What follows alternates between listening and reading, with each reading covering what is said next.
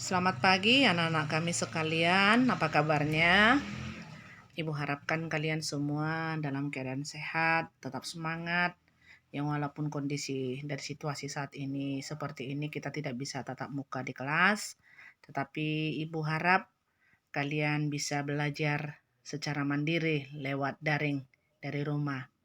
Nah, hari ini kita akan masuk dalam mata pelajaran yang Ibu ampu, yaitu produk kreatif dan perusahaan dan kewirausahaan. Nah, adapun tujuan pembelajaran kita hari ini adalah setelah mempelajari bab ini, siswa diharapkan untuk kita mampu memahami konsep produksi massal.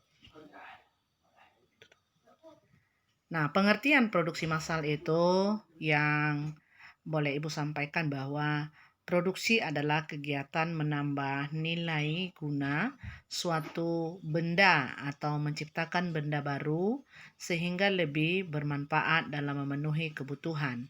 Sedangkan massal itu berarti mengikut sertakan atau melibatkan banyak orang. Jadi dikatakan produksi massal itu adalah kegiatan memproduksi barang tertentu yang sudah ditentukan standar spesifikasinya dalam jumlah besar melalui serangkaian operasi yang sama dengan produk sebelumnya. Nah, itulah pengertian daripada produksi massal tersebut. Nah, adapun ciri-ciri produksi massal, ya. Yang pertama, produk yang dihasilkan dalam jumlah besar. Nah, itu namanya produksi massal ya. Kemudian yang kedua adalah biaya per unit rendah. Dan ketiga adalah bertujuan menguasai pasar. Yang berikut adalah dijual di pasar bebas. Kemudian hampir tidak ada variasi produk. Dan yang berikut adalah harus ada stok untuk memenuhi kebutuhan saat masa tunggu. Bila terjadi kelebihan produk atau overproduction, perusahaan akan memaksa pasar dengan melakukan promosi, diskon, hadiah, atau lain-lain ya, agar produk tersebut bisa terserap. Artinya di situ kalau kita lihat ya anak-anak kami sekalian seperti di dalam memproduksi sesuatu itu sering mereka melakukan ada promosi, ada diskon ya. Ya baik ada hadiah-hadiah. Untuk apa? Untuk bisa sebagai daya tarik kepada konsumen. Itu tujuannya sebenarnya. Nah, kemudian kelebihan dan kekurangan produksi massal itu apa kira-kira? Nah, kalau kelebihannya ya, yang pertama itu hemat biaya. Ya, karena kenapa? Dia diproduksi secara banyak, secara massal itu maksudnya. Kemudian efisiensi waktu. Efisiensi waktu ini artinya bisa menggunakan waktu semaksimal mungkin, artinya tidak bertele-tele, tetap dia menggunakan waktu yang sangat efisien. Kemudian tingkat keakuratan tinggi. Jadi ini juga merupakan salah satu kelebihan dari produksi massal. Dan yang berikut adalah tingkat produksi cepat.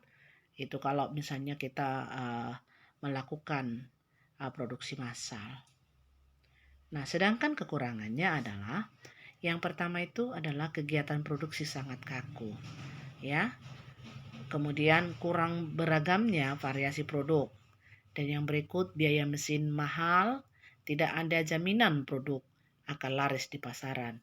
Nah, itu adalah merupakan satu kendala atau kekurangan dalam produksi massal ini. Jadi itu perlu juga menjadi suatu pertimbangan di dalam melakukan tindakan produksi massal ini, ya. Kemudian perencanaan produksi massal, ya, punya pengertian di sini Ibu buat, yaitu perencanaan produksi dapat diartikan sebagai proses untuk memproduksi barang pada suatu periode sesuai yang telah dijadwalkan melalui pengolahan sumber daya seperti tenaga kerja, bahan baku, dan peralatan. Perencanaan produksi berguna untuk mengarahkan seluruh aktivitas rutin tenaga kerja. Itu perencanaan. Namanya perencanaan. Berarti ada jadwal yang harus dipikirkan. Kemudian perencanaan produksi meliputi kegiatan berikut ya. Di sini ada beberapa poin yang Ibu berikan. Yang pertama adalah mempersiapkan rencana produksi. Itu yang perlu diperhatikan ya kalau untuk kegiatan-kegiatan yang harus dilakukan. Nah, kemudian membuat jadwal penyelesaian produk. Kira-kira kapan ya kalau direncanakan berapa lama produksinya, kemudian jadwal penyelesaian produk itu kira-kira kapan selesai, itu maksudnya. Kemudian merencanakan produksi dan pengadaan bahan dari luar. Nah, jadi artinya kalau kita merencanakan memproduksi sesuatu berarti kan harus ada bahan baku yang harus kita pikirkan yang bisa mendukung produksi ini. Jadi harus kita pikirkan apa kira-kira bahan bakunya atau bahan yang akan uh, mendukung dalam produksi ini. Itu maksudnya. Nah, kemudian menjadwalkan proses operasi tiap unit ya. Jadi kira-kira bagaimana operasional dari setiap unit itu juga harus kita jadwalkan secara baik. Kemudian menyampaikan jadwal pada pemesan. Nah, kira-kira kapan gitu. Jadi jangan kita selalu buat janji-janji kepada pemesan atau pemakai produk kita, ternyata kita tidak bisa melakukannya dengan baik. Jadi tidak ada kata waktu tunda. Jadi harus dilakukan sesuai dengan jadwal pemesanan. Nah, kemudian yang berikut adalah tujuan dan fungsi perencanaan produksi.